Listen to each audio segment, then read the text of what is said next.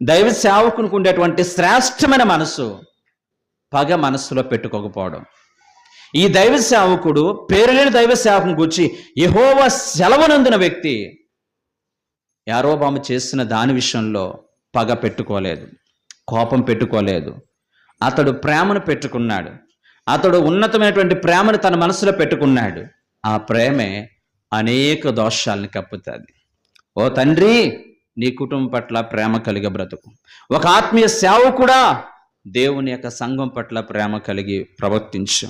నీ కుటుంబంలో నీ పిల్లలు తప్పు చేస్తున్నప్పుడు, నీ పిల్లలు నీకు వ్యతిరేకంగా ప్రవర్తించినప్పుడు వారిని ఏ విధంగా క్షమించి హక్కును చేర్చుకుంటావో, సంఘం ఉన్నటువంటి ప్రతి ఒక్కరి పట్ల కూడా అలాంటి ప్రేమ, అలాంటి ఆప్యాయత నీవు నేను కూడా కనపరచాలని దైవసనుడైనటువంటి యొక్క పేరుని దైవ సేవకుడు ద్వారా మనందరూ కూడా